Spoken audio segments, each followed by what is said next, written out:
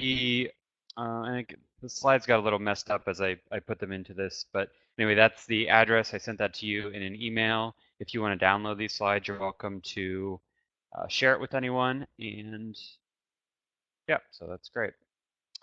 And so my background, and pardon me if you've heard me talk about where I come from, but I grew up on a small farm in southwestern Pennsylvania, and this is actually a picture of the farm right here that you're looking at. And I said this is sort of a really a special moment because this is one of the 5 seconds that my son actually helped me plant garlic. So we were doing a little bit of experimentation out there. It's not really a working farm at this point, but we are doing some growing out there now. It's about I live in Pittsburgh, Pennsylvania, and my dad still lives on the farm. So I grew up on this small farm, and it was never a full-time income for my parents. So my dad was a coal miner. This is coal country in this area, and now it's sort of fracking natural gas territory. But and my mom was an academic, worked at the university, and so I grew up on this farm, but it was never a full-time income for them, and I think that's important for where we go forward because as I got reinterested in agriculture in college, I was more of a technology kid growing up. I was interested in computers and programming and anything that didn't have anything to do with farming, um, and then sort of felt annoyed that I had to wake up on Saturday morning and split wood and do farm chores and all the different things that we did. Um, but of course, now I'm thankful for it. So if you're doing that to your kids, I guess I can say that at least I think most of them will be thankful someday, and um, and I certainly am. And so as I got reinterested in agriculture, and I was always interested in like how does this become a living, and how is this something that you know, could really work in a way that was different from the way my parents made it work. And I have no problem with part-time farming, and sometimes you got to have an off-farm income, and I get that. But for me, it was really important to understand how profitability and farming fit together with sort of all the touchy-feely things like the ecological growing and organic farming and all these different things. So economic sustainability was really important to me, and I always saw that there's this link between agricultural sustainability and economic sustainability, and that if you don't have economic sustainability, all the things that you do on the agricultural side, aren't going to be sustained over the long term. And specifically, as we look towards that next generation and bringing them back to the farm, bringing your kids back to the farm, if you can't show them that there's a business here and there's a way to build a life on that farm, they aren't going to be able to stay there. And that was certainly the case with me. Like it was never something I would ever think about doing is living, having stayed on that farm because it just wasn't anything there for me.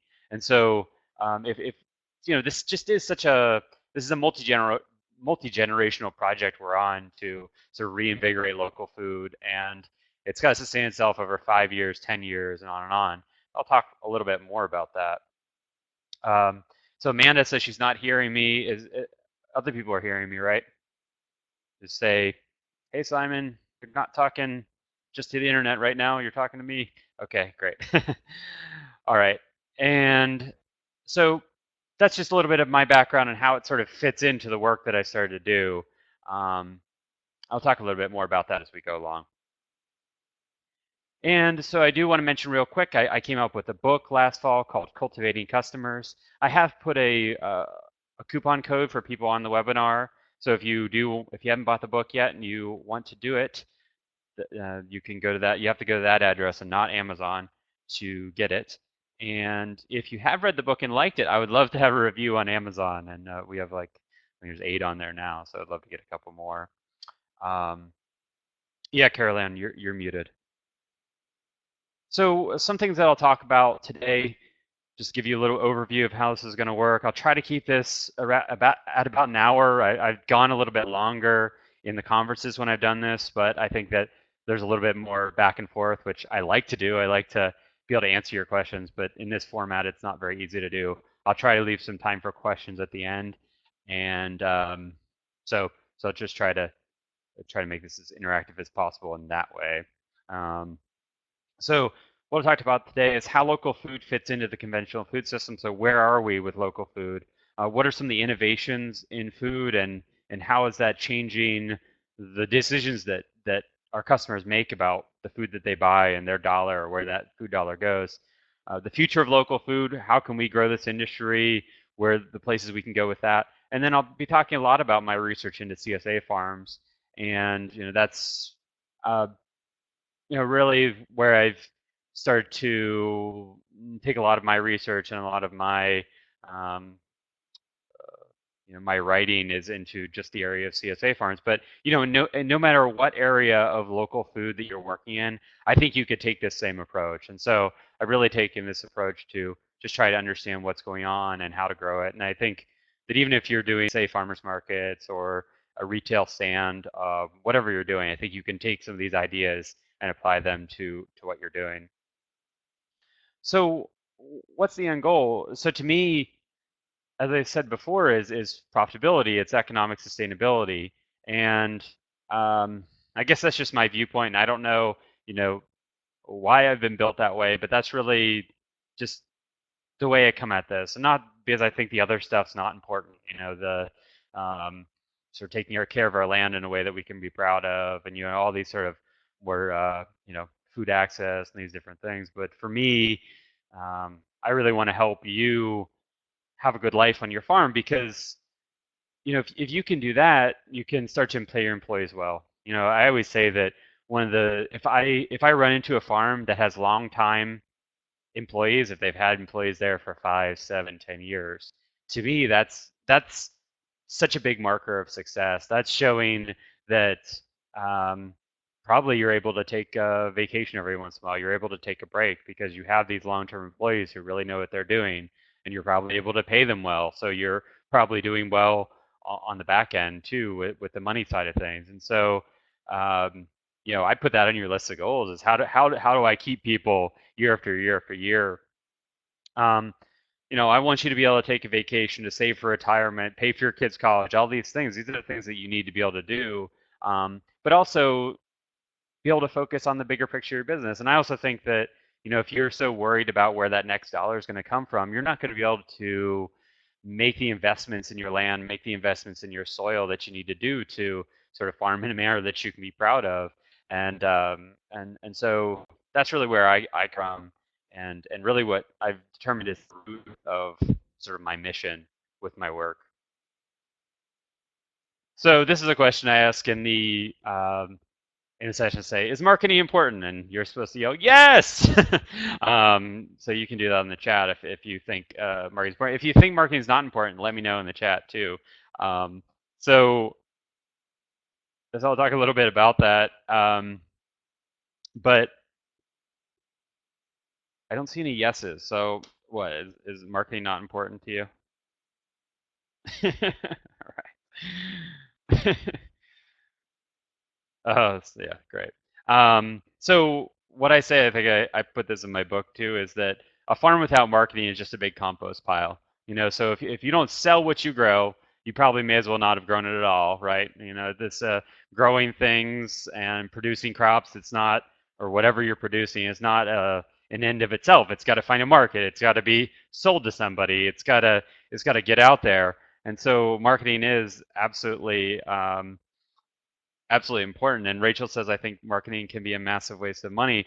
And I think that's a great segue into this. So I don't know if any of you have taken, if you went to college and you took Marketing 101, which I did, and I didn't think I remembered that I learned anything in Marketing 101, but I've sort of come back to this. It's funny how this wrapped back around, and I started thinking about this, but I've really focused, as I said in the beginning, I focused on so the four P's of marketing are place, product, promotion, and price. And so this is a bigger idea of marketing probably than Rachel, what you're thinking about. Rachel, you're thinking about promotion. And that's really what I've been focused on is the promotion piece of marketing. And so that's like, what are your Facebook posts? Where are you putting your ads? Are you putting your ads in a newspaper? Are you spending money on Google AdWords? That's promotion, right? But what has become really clear to me over the last couple of years as I've done deeper research into this stuff is that that's not enough. Promotion is not enough because if you're not selling a product that people want to buy, I don't care how good your Facebook posts are. I don't care, whether you're advertising in a newspaper or Facebook. Either one of them is a waste of money if you're not selling something that people actually want to buy. Um, and that's sort of like product. Are you selling something that people want? Are you growing the right things, right? Are you growing? I'll talk about this a little bit later. I pick on rutabagas, because they end up being the least pop. And I'll show you the data in this, but you know, um, so are you growing things that people want you to grow? Are you providing it in a package that makes sense to them? But also place. Place is where someone buys something. So are you selling it in the grocery store, or are you selling it on a roadside stand? And is your roadside stand, is it on a corner of a busy highway, or is it back in the back where no one sees it, where no one drives by? That's place. And we'll talk a little bit more in when I go into CSA. But one of my things that I realized in my research into CSA, and this is sort of obvious, but the first thing that people look at when they look at into a CSA, and a farmer's market would be the same thing, is the location. Does the pickup location work for them? Is the pickup location in my workplace? Okay, that's gonna be easy for me to pick it up. Is it 3 blocks away from me and I can just pick it up on the way home?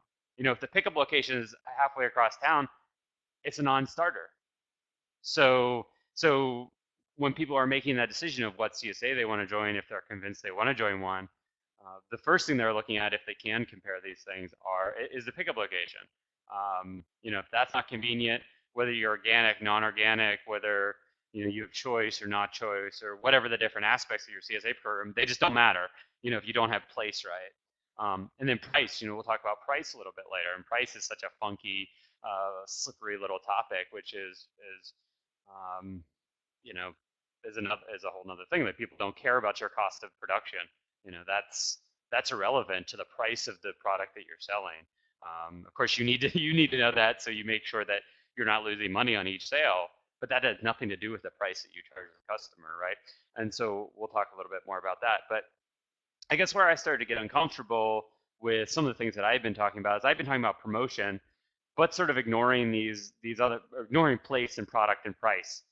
And that I realized was just sort of a myopic view and wasn't going to be enough to drive this conversation forward. Um, so so those are the 4 P's of marketing, and yeah, so we'll talk more about that as we go along. So I asked you, do you think marketing is important? I think this slide's great. This is from the USDA. And this is the farmer's share of dollar, right? And this is more the conventional food system. This is in 2014. We have 17 cents on the dollar went back to the farm on every dollar spent on food. This would be like, say, grocery store dollars. And so 82 cents on every dollar goes into they call it the marketing, right? And so they break that down a little bit more here, and you can look at this data on the website if you're interested. But so if you're not convinced that marketing is important, this is where I want to convince you that it is. So when you're selling, I assume most of us here are selling direct to customer in some way. You might even be doing some, say, small scale wholesale, like into a restaurant or something. But in essence, I would still consider that pretty much direct to customer. You're not selling wholesale. So you're so you're getting your retail dollar, right? You're getting 100 cents on the dollar or close, right? So it's going to be way more costly for you. You're going to have to do all these things. All these things in the conventional food system are being paid for by this 82 cents on the dollar. Now you need to do because you're a direct marketer. And I think direct marketing is great. I mean, look out at the farm. We have this sort of mini farm crisis going on right now because the commodity prices being so low. Now that's not a problem for you because you have a direct connection to your customer, so you're charging the same amount, right? I mean, you tell me if I'm wrong there, but I think for the most part that's not going to cause you a problem because you control your market, but it's much harder to do. And so I look at this and I say, should you be spending 17% of your time on production and 82% of your time on marketing? I mean, there's a question, right? You should probably be spending a hell of a lot more time, excuse my language, on marketing than you are now, right? So marketing's expensive. Marketing's really expensive, and that's because you're doing all these things that the conventional food system is doing, um, in for these other farms. And it's a direct marketing is a great thing, but it is costly in a lot of ways. So you do need to understand that. So the farmers share. So this is data that the Farmers Union puts out, and I'm not going to be able to follow the chat as I talk. So I think Mike might be here to answer some questions for my staff, but we can see. Um, Okay, so the farmers share of the dollar. This comes from the PA Farmers Union or the Farmers Union, National Farmers Union. Sort of the same data, but I just think it's another interesting way to look at this. So again, they come out with this 17.4 cents of the dollar as the overall sort of farmer share of dollar, but it really is different between different products. Like I'll highlight two for you. Fresh carrots retails for 280. The farmer gets 50% of that. They get 140. So that's a much higher share.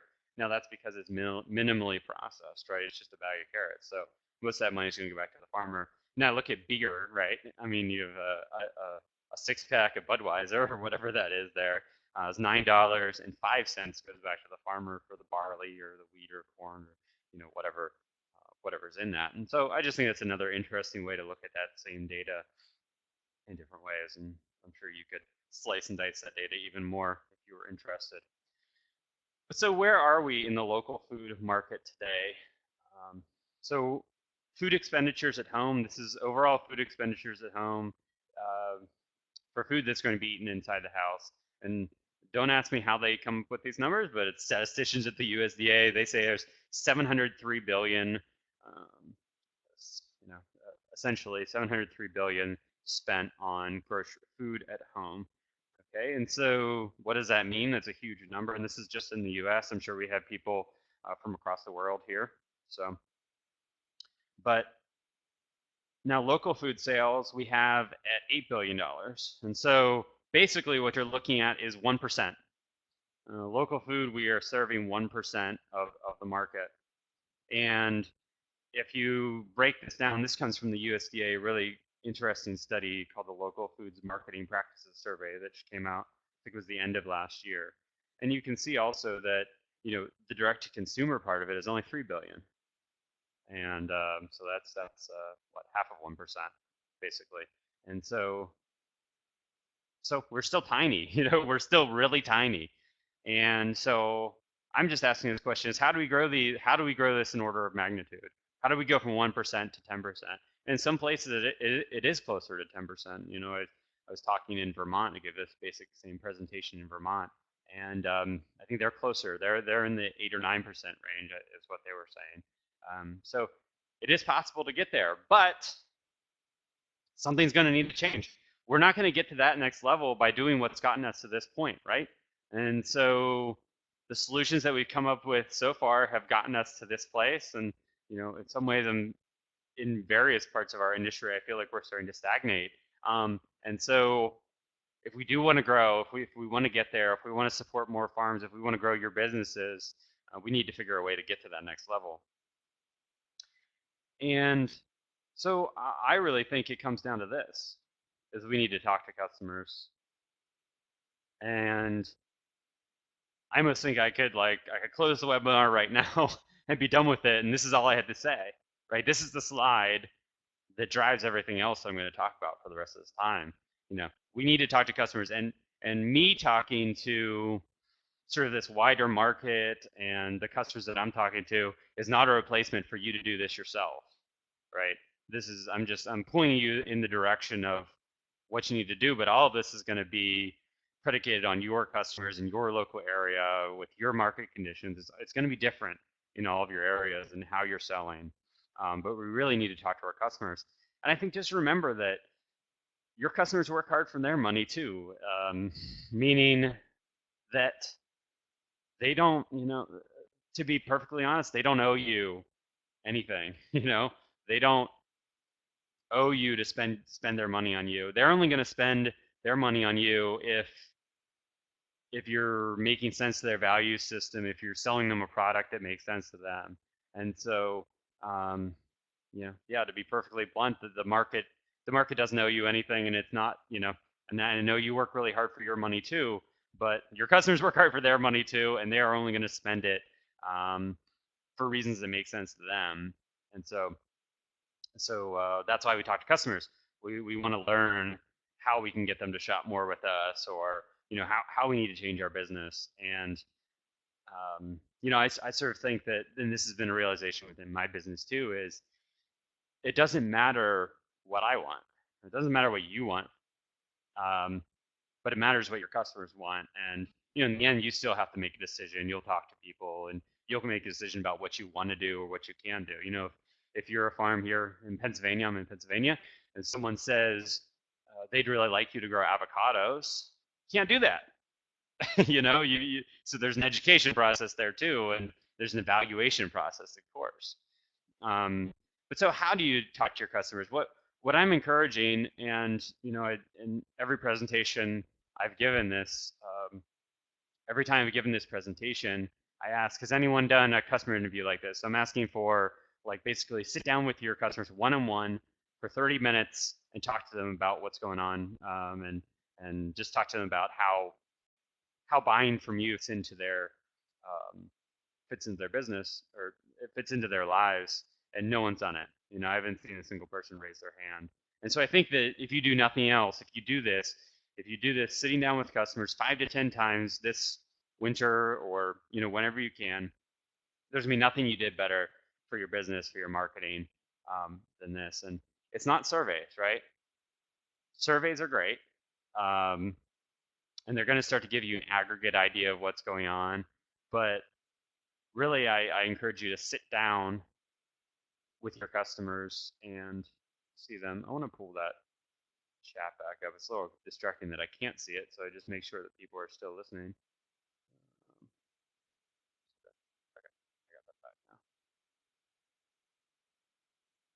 Okay, so how to conduct one of these customer interviews. So you're going to sit down with people and have like 5 to 10 questions. You can invite someone out for coffee. You can just do it over the phone. You're going to have like 5 to 10 questions, but you're just trying to understand how buying from your business fits into their lives. What are the other food decisions they're making in their lives? It can be a follow up to surveys. So you can do a mass survey for your customers over email or however you do that, and then pick some of those people out that you're really interested in and talk to them. Talk to them on a one-on-one basis.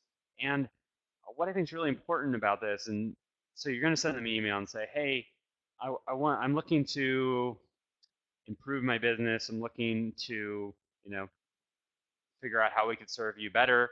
And what you really want to say to them is you're not looking to get them back as a customer, because I'm saying here that especially you want to talk to former customers if you can. I mean, that's very obvious in a CSA.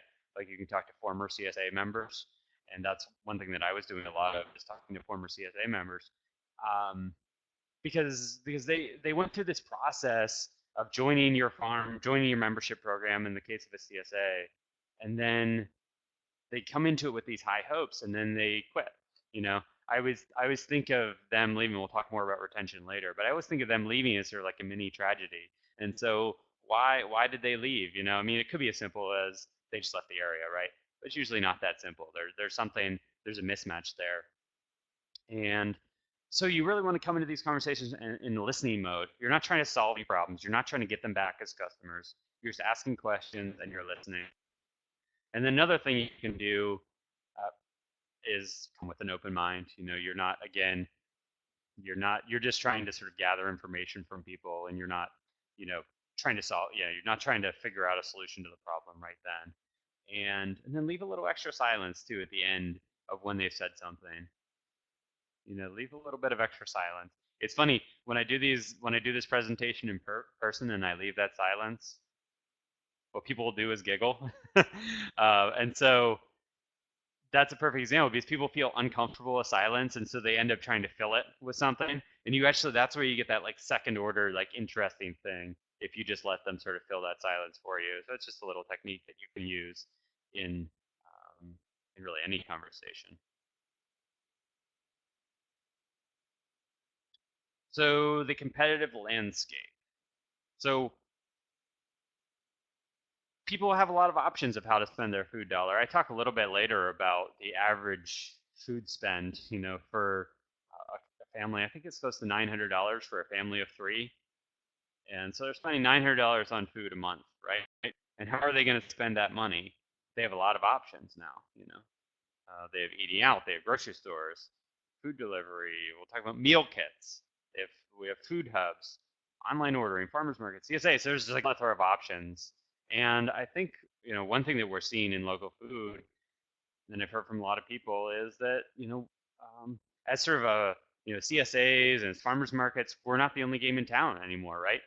That these big retailers have figured out a way to at least pay lip service to getting people to believe that they're selling local food, or at least selling food in a way that people can feel good about. And whether you agree with that or not, they have found a way to change that conversation, co-opt that conversation. So it's definitely something to think about. It's like, how does buying from your farm fit into the larger picture of the way people are spending their money on food, right? They have a certain budget on food every month, and where's that going to come from? And this is really interesting. So last year was an epic year where home spending on food uh, went okay. Spending at restaurants and bars went beyond what was spent for food at home, like grocery spending and things like that. So that was the first year where people were spending more money on eating out than eating at home. And you can see if you look at this graph that has really come together over the last, this is since 1990. And so things are really changing. And I think that, as we look to grow from 1% to 10% in local food, we have to assume that this is just going to keep this graph is going to keep going, right? Um, this is a great quote on that. This is from Mark Bittman, a food writer. He says, and farm advocate as well. He says, I've been predicting cooking would make a comeback for 30 years, and I've been wrong for 30 years. And I just think that's apropos of this, because um, let's not expect this graph to turn around. Like, why would it turn around? And so if we do want to grow local food, we need to be in the grocery store. We need to be in the grocery stores. We need to do better with farm direct marketing, but we also need to be in the restaurants. We also need to figure out how we're going to serve this market as it changes, right? And that's not really my. I'm not going to say that like food spend out of home is my expertise. I'm more into the sort of farm direct, and that's going to be food spending at home. But I think to grow this market, we obviously need to do all of these things, and we need to do all of these things better. And there's not just one answer to this problem. There's all of our answers together that will add up to growing this market. And most farms, you're selling it into multiple channels. You might have a farmer's market, you might have a CSA, you might do some small scale wholesale, you might do some regular wholesale. And so it's usually a mix of those things, right? And so I think the key thing to think about, or one of the key things I think about when I think about food spending, is that the default's the grocery store, right? People are probably going to have to go to the grocery store anyway to get, I don't know, like olive oil and salt, and even if you could give them, even if you could produce a really wide array of things from your farm. So they're always going to go, by buying from you, they're always going out of their way, you know. So they sell produce in the grocery store, they sell meat in the grocery store. Whatever you're growing is probably sold in the grocery store. So you really have to tell a succinct, compelling story about why someone should buy from you and not from the grocery store. And I think there's great answers to those questions, because people are looking for experience in food, meaning in food, and I think there's good answers to that question, but you do need to answer that question, right? So, and here's another thing that's going on in grocery stores as we talk about sort of convenience. I read the other week there's something about a Whole Foods now has a produce butcher, to cut up produce within the store. I guess that's something they'll cut it. You pick it and then they cut it up for you. So, maybe that's a slide I could add in here that would be sort of interesting. But this is cut up stuff ready for a stir fry or whatever. So they've cut out a step for the customer, right? And so is this what we need to do in local food? I don't know. I mean, it makes me a little uncomfortable to think about that. It seems a little ridiculous, but they've obviously identified that this is cutting out a couple steps for people, making it easier for them to miss. And um, so so it is something to think about. You know, could you do this way? Could you do it with your farmers market? You know, you could probably charge more for it, right? And so maybe something you want to do, maybe something you don't want to do, but certainly worth entertaining. So this is interesting. So Whole Foods has a number of locations across the U.S. now, and what I thought is really interesting about this is, so again, this is an option that people have, and the produce looks great in the Whole Foods, right? Um, $14 billion in sales in 2014, and so that is what was it, about two times the market for local food. Um, that Whole Foods is about twice. Whole Foods by itself is about twice the market of local food, which I just think is really interesting. So there's different things, and this is talking. I'm just talking about some of the changes as you know things are just getting more convenient. You know, everything seems to be at the call of our smartphone at this point. And you know, this is a concept that's being tried in Pittsburgh. Let your groceries come back to you. 45-minute delivery. I mean, there's no reason why local food couldn't be part of this sort of delivered grocery store, of course. But it is something to think about. Are people going to get more used to home delivery? You know, we talked a little bit about place. You know, home delivery is not something that I've identified out of my research as a huge that I think would be a huge driver of growth within the market, but it probably is a certain percentage of people would be more likely to buy it if we could deliver it to their door. And do you want to do that? Maybe. Do you not want to do that? Maybe. So again, this goes back to this idea of you do still need to make the decision within your business of what you want to do and what you don't want to do. Amazon Fresh is another option, same kind of thing. I include this in here as something sort of different. If if you're familiar with Soylent, and I have to go out and I have to buy one of these bars and eat it, but it's a meal replacement bar, right? And I just think it's so interesting because it's the antithesis of what we're doing in local food, right? In local food, what we do is we build meaning into food, right? You know, this is food that comes from a particular place on a particular farm. It's grown in this way, and so it's healthier for you, or whatever the story is we tell to people about our farm. But Soylent just takes meaning completely out of farm, takes the meaning completely out of food, and just turns it into this nasty tasting bar, right? That tastes like cardboard.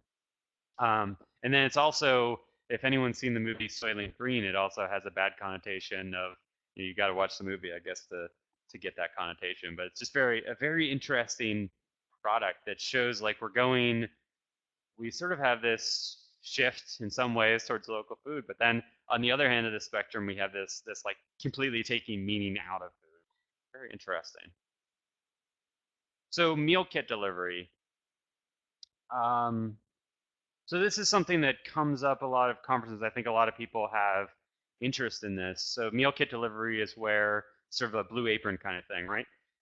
So this is some data that 3% of consumers had tried a meal kit delivery, and they cost $10 a person on average. And I think this is an interesting statistic that the average people make dinner for an average of $4 per person at home. That's sort of an interesting statistic there. And so these are things that really caught on like wildfire. You know, I think we'll look a little bit later on, but and there's it's sort of comparing apples to oranges, but I figure about 0.4% of U.S. households have are in CSAs each season right now, and so 3%, it might be that more people have tried meal kits than have tried CSA, which is sort of interesting. And so Blue Apron. Okay, so I have some homework for you. Did you know you were going to get homework? But what you're going to do is you're going to sign up for Blue Apron or one of the hundred other of these kits out there. Blue Apron being the most popular one, most famous one. So, if you don't have a particular reason to sign up for another one, I would do it. And you can get there's like, $3 off. Next time you see where they give you a free box or whatever they do, pick them up on it and get one of these boxes for a week. And of course, so I did this last summer, right? And of course, what's going to happen to you is you're going to forget to cancel and you're going to get it for 2 weeks, is what happened to me. Um, but these meals are really interesting, and so I just give you a little overview of how this works. And my goal in signing up for it is to learn.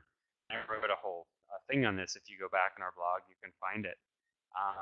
To really learn about what can we learn from the success of Blue Apron. Why is this such a powerful and durable concept? Another thing that I think is really interesting um, is um, yeah, I lost my thread as someone said Soylent Green is people. What was I gonna say? Oh, when you hear a when you hear an ad on the radio, they must target me because I hear their ads all the time. But the first thing out of their mouths is that it's farm fresh produce, or whatever they say. It's food from local farms, or which is clearly not true, right? They might be supporting a couple local farms if they can. Of course, their volumes are so high that it's hard to see how they would be doing that. But I think they're trying to some extent. But then they're shipping these across the country, so it's by definition not local food. But it's really interesting to me that's the first word out of their mouth is about local food and fresh food and this kind of thing. And so to me, that says, hey, we really have something here because we're actually doing it. You know, so it's interesting that their marketing people have really zeroed in on that's the key message for them is that it's farm fresh. So anyway, Blue Apron, here's the box, and it comes to your door, and that's the first thing that I think I would take away is like the experience is a very high quality experience. The website looks great. The ordering is very easy when it happens online, and it comes to your door, and it's beautifully packaged. The box looks great. It's nicely designed. So again, okay, to relate it to think about the box your CSA comes in. I'll talk about that a little later. I think that's something that Blue Apron does really well. And of course, what they're doing well is they're just saying, here's everything you need is in the box, right? And they talk about food waste. I think that's one thing that's an interesting um, big topic right now is food waste. So if you can talk somehow about food waste within your business, that might be something that resonates with people at this point, it seems like.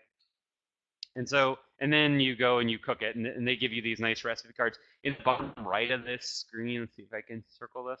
In the bottom right of this screen, you can see the recipe cards down there, and so they're really beautiful. They're full color, both sides. One thing I noticed is the meals are not that easy, actually. I mean, they are, I guess, but they take like a solid 45 minutes to make.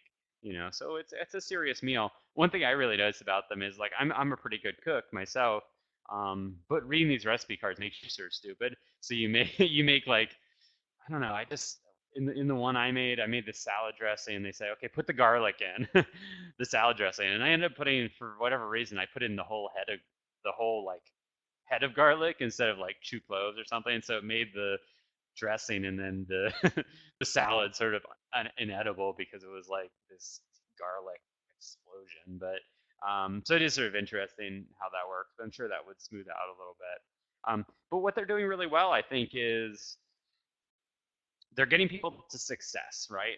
And success is a meal on the table. And we'll talk about this a little later with CSAs, but if you're selling CSA or a farmer's market or whatever, you're selling food, if they don't get that food to their table in a tasty manner in a way that's easy enough for them, they're not going to be back next year. That stuff's going in the trash. They're not going to get back. They're not going to be back next year. And so while it might not feel like your job to teach people how to cook, it is if you want to sell direct. It is if you want to get them to success. It is if you care about your retention rate, right? And so, yeah, Blue Apron does that really well, right? I mean, the whole thing is sort of ridiculous, right?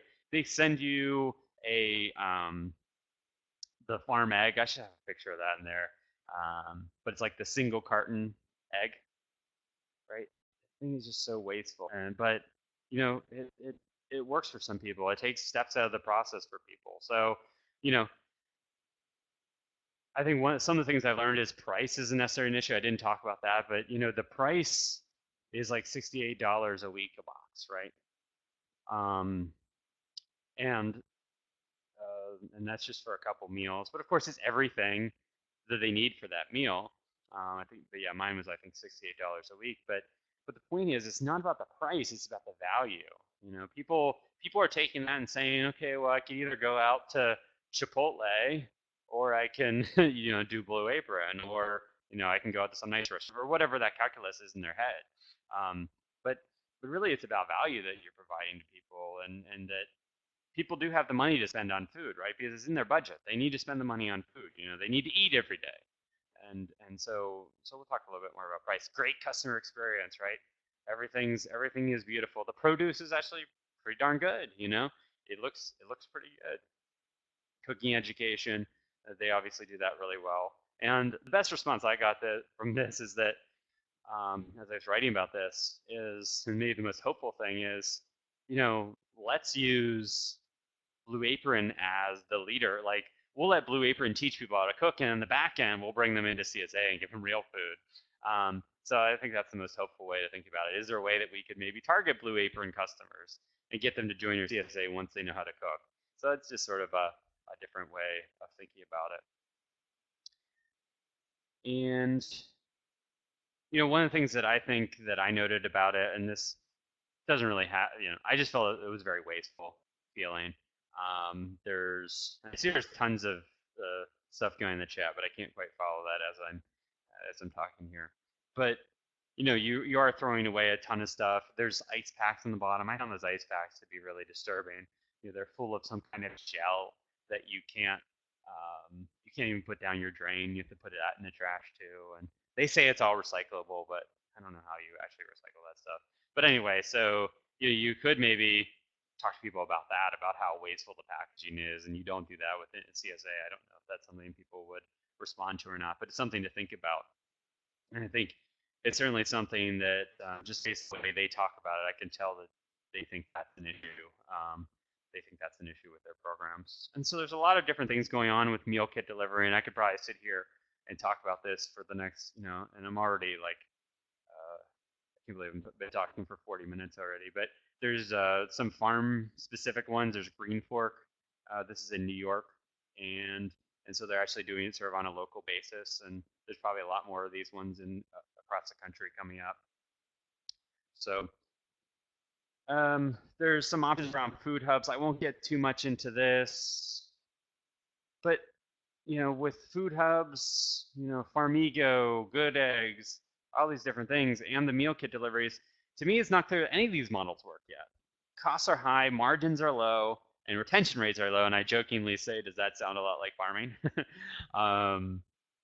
So, but, and the reason I say this is that here's a retention rate of meal kit delivery, and this came out of this market insights report. And so this is saying that Blue Apron loses about 50% of its customers after the first week. So they're just hemorrhaging customers. I talk about a low retention rate of 50% year over year with CSA. These guys are losing 50% after the first week. And a lot of that is because, like I just encourage you to do, to sign up for a week and cancel. So it's hard for me to see if their retention rate is really that low, how they're going to be around that long. So, I'd expect there'll be a lot of shakeout in this market over the next couple of years. That'd be my guess in looking at this. But um, they have a lot of investment money to spend, I guess. Their ads are everywhere. And then in local foods, I won't spend too much time on this, but just giving you an idea of some of the different options for how you might sell. And I just thought it's interesting that on-farm stores are 44% of the direct-to-consumer sales, and then farmers market and CSA are quite a bit lower. So that's interesting. Also thinking about commodities sold versus value-added sold. So this says to me it's about 50-50. And so the more value add you can do, obviously you're opening up a bigger market for yourself. If you got fruit and you can produce jam, then you're opening up a bigger market for yourself. And I'm saying things that are obvious to you, right? And there's a lot more work involved. And I saw someone was talking about FSMA and commercial kitchens, and there's all these aspects of it. But that's what it takes, right? That's what it takes. Farmers markets are a big option. So there's 9,000 farmers markets across the U.S. now, and so If you are selling CSA shares, like why shouldn't someone just go to the farmer's market? You need to answer that. So I'm going to spend some time talking about CSA. I feel like I'm going to go a little bit over an hour here, so stick with me, I guess. And I'll try to go through this stuff fairly quickly because I think I've said a lot of it already. But to me, CSA is a preferred marketing method for the farms I talk to because you know what's sold. Um, and to me, so I guess I didn't quite tell us in my background part of it, but I helped the CSA, I helped a fruit farmer start a CSA, and that's where I first got involved with CSA and did the growing for it and did the marketing and all of that. And so that's where I first got involved with CSA, and we did farmers markets too. And so we just loved the CSA because we packed that truck full of boxes, we took them, we dropped them off, and then we came back and we could get back to work. Versus the farmers market where it just turned into this all-day ordeal. And I don't have anything against farmers markets exactly, but it can be a really tough way to make a living. And for me, CSA is a way to build a farm, to build a business. And so I look at CSA as 31 seasons. This will be the 31st season in the U.S. And to me, it's been a remarkable success. We have 7,398 CSA farms in the U.S. This is according to that USDA data. And there's a lot more in the rest of the world as well. The rest of the world is catching up. So 7,000 farms in 31 years, right? So this concept has legs. And this is the total sales for CSA farms, $225 million in 2014. And so what does that mean? So if we take the average share price, which comes from our data of $450, and we divide it by this number here, and then we realize that there are 124 million households in the US. That's telling me that 0.4% of households are CSA members. So it's like, once I saw that, and I calculated a similar number.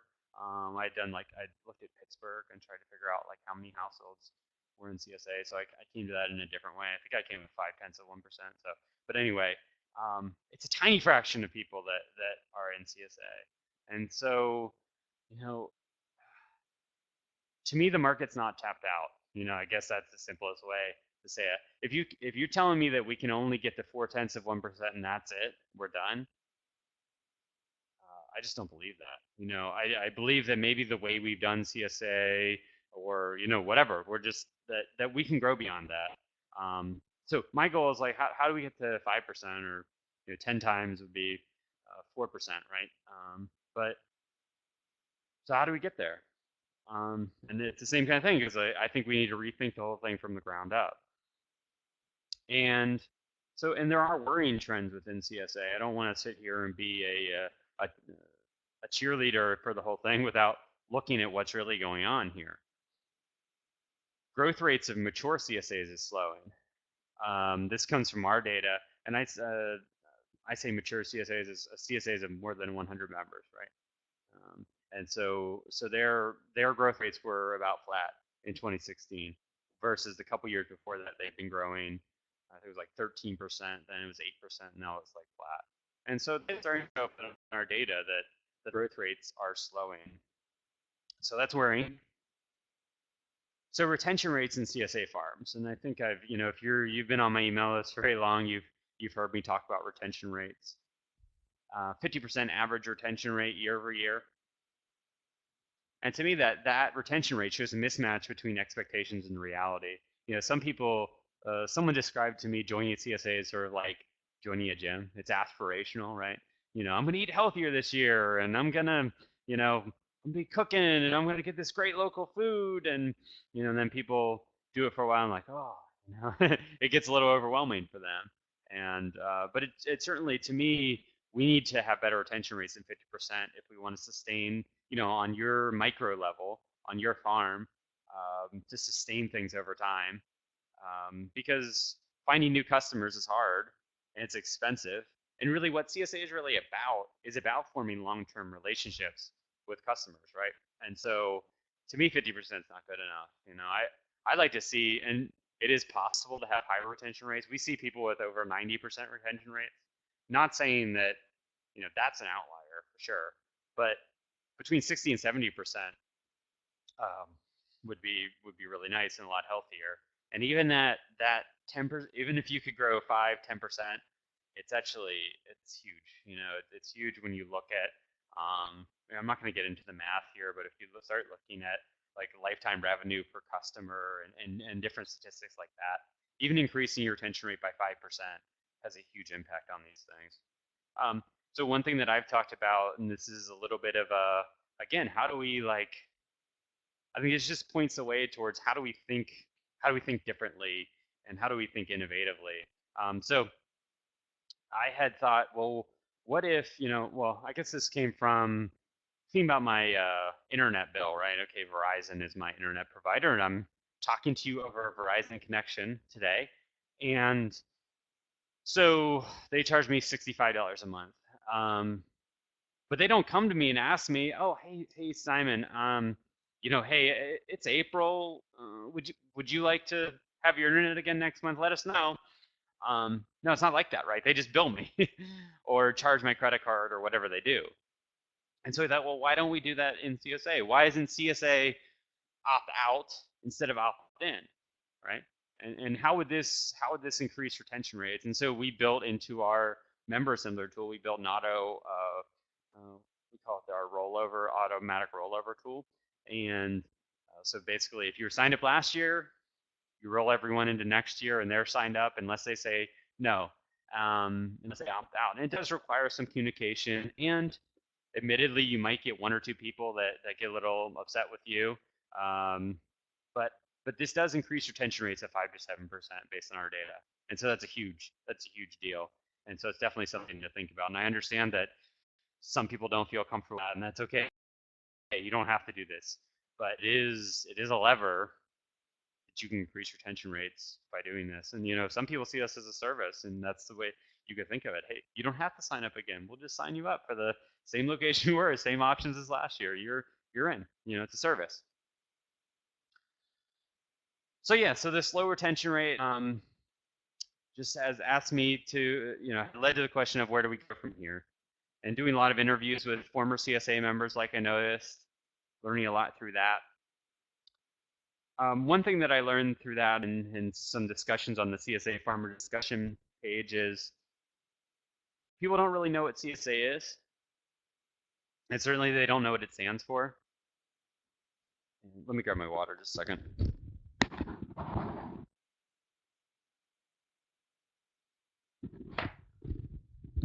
So they don't know what it is. They don't know what it stands for. And so what's in a word? Could you call it something different? We had someone reported on the CSA page that calling it a weekly vegetable box increased their sales by 40%. And maybe they're doing some other things too. I have to imagine they were, but it's much clearer of what it is, right? Weekly vegetable box versus CSA. So it's just something to think about as we think about how to re-envision this whole thing. So people don't really know what CSA is. And so as you think about reinventing CSA, and as I thought about that too, is of how do we innovate on this model, I also balance that with, hey, this has been a remarkable success. We've grown this in 30 years. And I also believe if we try to compete with grocery stores in any aspect of local food, if we try to compete with the grocery stores or these big box chains or whatever, I think we lose. It has to be more, it has to be about more than the food. Like they sell peppers at Whole Foods. So why shouldn't they just go to Whole Foods or, whether their local retailer is and buy those peppers, right? Why are they going to buy them from you? So again, what is special about CSA? And I don't think I have to. My reasons are here that you could look at, or like how I would sort of define that, or what to me is special about CSA. What I wanted to, what I felt like needed to be preserved for it still to be CSA, because you could go off in a lot of different directions. But so as you think about it, just think about how do you preserve what's special within your CSA program. So don't throw the baby out with the bathwater, I guess is the kind of thing that I'm thinking about there. And so I think this is some really interesting stuff. It's who are CSA members? I'm going to sort of go through this quickly. This comes from a survey out of current and former CSA members out of California by Ryan Galt. Really interesting. There's a lot of great data if you go check this out. So the people who are responding to the survey, so these are people who are making the food buying decisions within their household are women. 83% are women. So it's something to think about is that probably the people making that food buying decision are women. Um, so for what that means, you might want to think about that. Race, in this it's mainly white. It's mainly white. There's some Hispanic there too, but that probably more reflects a higher percentage of California being Hispanic. But in general, it's white people that we obviously need. If we're going to grow this market, we obviously need to diversify this. This isn't good enough. This one is maybe the most striking one to me, and other people have echoed this to me in within their own CSAs is, maybe even more than about, we might think it's about money, right? That money would be the key driver for whether people could join the CSA or not. But it's not really that. I mean, it's partly that for sure, but um, a lot of it's education. We have 62% have a graduate degree versus the average graduate degree of 10% in the U.S. And so these are educated people that are joining CSAs. Just sort of interesting, right? And then here's gross income. And so, they are sort of on the higher end of things, but you see that the average household income in 2014 was 73,000. So, you know, it's it's definitely a higher end of people that are in it. But to me, it's even maybe more about the education level. And there is this sort of idea that we've allowed to get out in the culture. It's organic food, local food is expensive, which I think is untrue. So, and we'll talk a little bit more about that later. But so it could be partly a perception thing. So anyway, it's a very narrow demographic, right? That's shown there, and that's why we're at 0.4%. And so the question really is, how do we bring these other people into CSA that are not engaged by it at this point?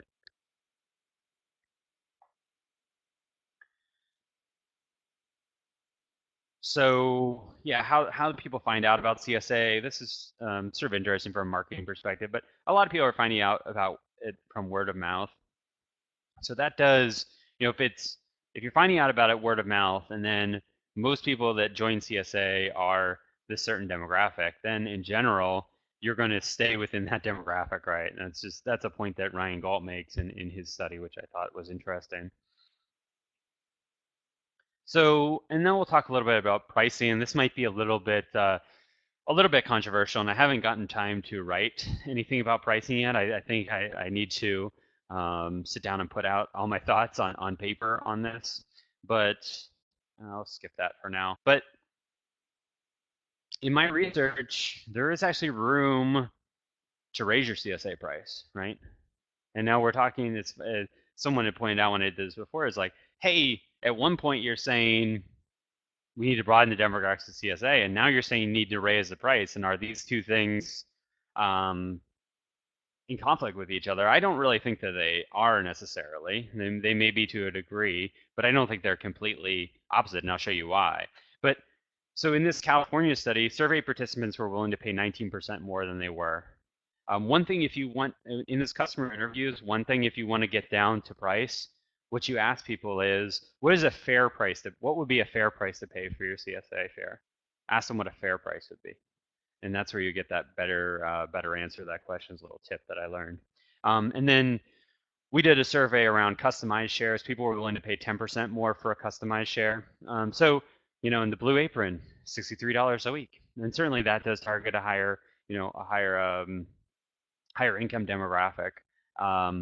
But there is room here, I think, and this is why.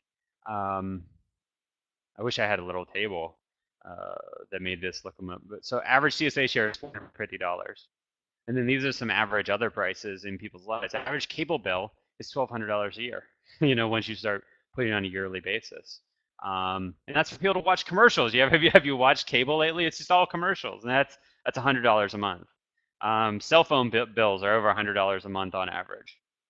I talked to someone, their cable bill is $180 a month. And we're talking about with CSA shares, we're talking about $100 a month for food. This is something that you're going to spend money on anyway. And And then there's grocery here is $9,600 a year for a family of three. So people have money in their budget. This is actually, that makes CSA shares look very cheap, right? So certainly there are people that just can't afford CSA shares, and we can do payment plans, and there's some discussion there of SNAP benefits. Sure, we should be doing all that stuff, but we should also put this in a context for people. Hey, this is food grown on a farm in your local area, grown by hand, grown with care, grown with love, delivered to your neighborhood, right? You know, that just doesn't happen in our society. And so, yeah, I mean, there's a cost to it. And so I think, I don't know how you put this in context for people. I'm trying to figure that out. It's maybe easier for me to say that than I'm not encouraging you to go out and necessarily say that exactly like that to your customers. But maybe we could put this in context of the other things that we spend money on. That's $450 for a season. Um, this shows you $25 a week. That's the average box price, so that gives you that weekly price. So that's what I'm saying. It's like $100 a month if you get it once a week, right?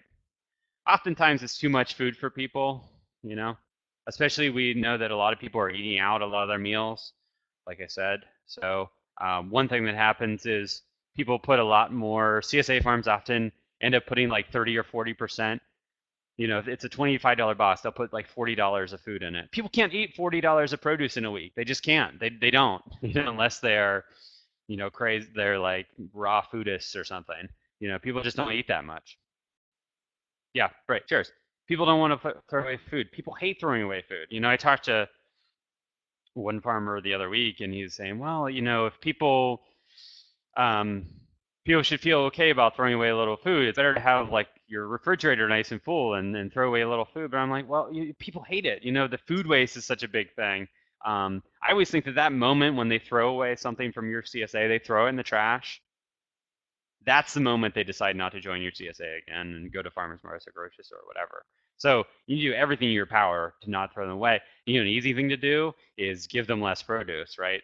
And so there's different levers of CSA price. There's that weekly price that you charge. Is it $25 a week? Is it $18 a week? Is it $30 a week? I have some farmers who say they struggle to sell a $12 a week box, and then some farmers who are blowing it out, selling a $38 a week box. So I don't know what that says, but so there's that weekly price. Then there's the dollars. Like, okay, you're selling this $25 a week box. Now, how much product are you putting in that box? Are you putting $25 a week in? Are you putting $40 a week in? So now, if you just lower that just down to $25 a week, hey, you've sort of increased your price while not actually increasing the price, right? And giving people, what they actually, in many cases, want, right? And then there's also the price of items, right? How are you valuing those items? Because most people in my um, from the people that I've talked to are targeting their box price to a certain, you know, okay, this box is $25 a week. In general, I want to put about $25 a week, $30 a week in, or whatever. So you also thinking about what is that price? How are you valuing the items you're putting in your box? So CSA price is a really slippery thing. And I'm already at an hour and 5 minutes, so I'm sure I'm getting to the end of your attention spans. But I think this is starting to get really interesting. So just bear with me for 5 or 10 more minutes. So why choice matters, and I have this ridiculous numbering system 4B-3 if you're keeping track. But this was in that GALT study. This is the reasons for discontinuing. These are the top 4 reasons. The product mix did not fit my needs, lack of choice about products included, too little diversity of products in the share, lack of choice about quantity and or frequency. And so all 4 of those reasons just smacks you in the face. All 4 of those reasons are about choice. The standard CSA box doesn't work for these people, for the people that are leaving CSA. And those are the people I'm really interested in, those people that are leaving, because I really want to keep them in, right? And so it just doesn't work for them. And that was a hard thing for me to learn or understand or take in, because I love the standard CSA model. So don't think that I come to this easily. I have probably more investment than almost anyone else in the traditional CSA model, because I have a CSA software that's built a lot around a traditional CSA model. And so, but I think choice matters, and I'll tell you why. And so this is some data that's not available anywhere else, because it's private. It was a private survey data we did with one single farm. And what we did, and you could do this with your customers too, is we listed every product that he grows, and then we asked them to rate those products from, I guess we did 0 to 5. Okay, 0 meaning I never want it in my box, 5 meaning I love it so much you could never give me too much, or whatever, really love it. Okay, so at the bottom of the preference scale is rutabagas. Did I say I think I said I was going to pick on rutabagas later, and here's where I'm picking on rutabagas. So the bottom of that scale is rutabagas, right? Um, so people really don't like rutabagas. I think is one thing to learn from this. Um, but there's still some people that do, right? And so, as you look at this, if that some people want to guess what the top one was over there, the label's not there, so you'll have to guess. I'll let you guess for a second. And this comes up in a lot of the discussion. People say, "Hey, in my survey, I asked them what they liked and what they didn't like. Half the people said they loved the green beans and could I have more green beans, and then the other half of people said you gave me too many green beans. So what do you do with that within a CSA? Within a standard box, it's really hard to deal with that. Okay, so everyone's guessed tomatoes, carrots, great, asparagus, but it's a trick question because the top one's strawberries. So strawberries was the number one thing. Out of 250 respondents, no one said that they didn't love strawberries. But so it's hard to know really what to do with this data within a standard CSA share because no one's average. I think that's one thing. I could go on and on about that, but there is like there's an average of people together, but not one person is actually average, right? And so this is even more interesting way of looking at this same data. Um, this is a percent of people that rated it 0. Okay, so 18% of people said they never wanted to see raspberries in their box, right? Or raspberry, rutabagas in their box. And then no one rated strawberries as 0. So okay, so you can take some conclusions from that. But now what's really interesting is look in the middle. Look at something like basil, something that seems pretty innocuous. It's like 3% of people, 3 or 4% of people said they never wanted to see basil in their box, right? So so every time you put basil in your standard CSA box, you're annoying 3 to 4% of your customers, and that's true with all of them. Eggplants over 10%. What are you going to do? Not grow eggplant? There are different ways to handle this, of course, but I think it's just clear that that yeah, for the most part, people aren't. It's no one's standard, and that and there's other ways to look at this. Even better examples of like say cilantro. Cilantro is like I looked this up. It's like 14% of the population or something like that has a genetic difference with that makes cilantro taste like soap. So for those people, if you put cilantro in their box, it's just it's a bad experience for them. And then for the rest of the people, I love cilantro. I'd hate not to get cilantro in my box. So this really underscored to me like what we need to be doing. And then there are different ways of doing choice. There's market style, which I've discussed in the past, which does seem to be associated with higher retention CSAs, and this is a pretty low technological solution to it, where you put everything out in bulk and people pack their own boxes, and maybe you have a trade bin at the end. That can be a really good way to do choice, buy down, online ordering. But also, I want to include in there is like going back to this idea of how do we keep CSA and CSA. And so one thing that we do is we're piloting a new program and a new sort of CSA software around this choice issue. And what we're doing is we're taking surveys like this one here as people sign up for the CSA, and then the farm enters in their harvest each week. And then based on the harvest and based on the preferences of all the customers, we use our sort of algorithmic software to take those things together and then decide on what should go in each person's box. And these are custom boxes, but if people don't like cilantro, they don't get it in their box, and then they can do add-ons and do changes, and it's a whole thing that I'm sure I'll be telling you about more in the future. But that's one way that we're trying to um, overcome some of the difficulties within CSA. And there's other things we're doing with this program too, but that's part of it. And so we're trialing this with about 10 farms across the U.S. and Canada this year. So we'll have a lot more data as time goes on. And then this is heartening to me is that 90, so what does it end up being? Like almost 99% of people had interest in joining a CSA, and only 2% said they were totally uninterested in CSA. And so now I'm going into overview, like review mode is obsess about every part of the customer experience. What does the box look like, right? Is it this grimy produce box, or is it this beautiful box with your logo on the side? Because that's when people get something like when they get a beautiful box, they expect what's inside to be quality. If they get this dirty box, it looks like it's been beat around the truck for 6 months. It just puts in their head to see the qualities of um, a lower sort, and it's that may not feel like farming, right? I mean, knowing what box to choose or getting the right box, but it's part of that overall customer experience. And as direct to consumer salespeople, we need to be better at that.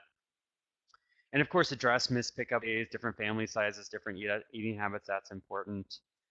We want to grow successful CSA members with customer education, recipes, videos, teaching cooking techniques over recipes. I could go on, but in the end, it's like, how are you going to compete with someone growing 2,000 acres of lettuce robotically harvested in the Central Valley of California? You're not going to compete on price, but you are going to compete with story, connection, and meaning. And I think you can compete there, and that's where you need to compete because it has to be about more than the food. And they want to know you. I think this is really important. Like, I want to see your face, like at the header of your website. I want to see your face, your smiling face, sitting in your field like this. This is what should be at the header of your website. This should be on all your brochures, right? Because they want to connect with you. That's what that's one thing that I've learned in my research is that's the community part of CSA. Community, like, we'd love it to happen, right? For customers to get to know each other, but that generally doesn't happen. The community they want is community between you and them. That's the community that they want. And get members to come out to the farm, whatever you're doing. If you're selling farmers markets or CSA or whatever you're doing, if you get people out to the farm, they're your customer forever, right? That's anecdote. I don't have data on that, but that's anecdotally true. I've heard it from farmers, and it's certainly self-selected, of course. But that gets them to connect to you and connect to your farm, and that's what this is really all about. Or else it's just a grocery store. If it's just a box that shows up on their steps every week, then they're probably not going to stick with you for very long because you're not going to be able to compete on those levels. And of course, quality. I guess this goes without saying from the beginning. Is without amazing quality produce, you're not going to succeed. It has to it has to taste great. This, I guess, I didn't add into my presentation because it's a realization I've had in the last couple of weeks is that it came out of some data. I don't have the data on me, but people buy into local food for their own reasons, and so um, they buy food. If you want to talk about it being fresh, what are the things that matter to them? Is it fresh? Is it healthy? These are the things that really matter to them, and it has to be really quality. And I'll talk about that another time as I can look more deeply into that data. Um, and make people feel good about supporting local agriculture. They say thank you. I would say gratitude is free, and say thank you. And so that's what eaters want. That's my presentation. And sorry it went a little long there, but it seems like people really stuck around, so that's really great. And I can stick around for questions, but um, I'm also available by email for any questions, and I'd love to hear your feedback. I'd love to get yeah, hear what you think about all this stuff, and let's work together and let's get to that next level because I think that's where we need to go to sustain this for our kids, so our kids can come back to our farms and so you can have a high quality business and a high quality life. This stuff is so important. So thanks for working with me, and I look forward to the conversations as we go forward.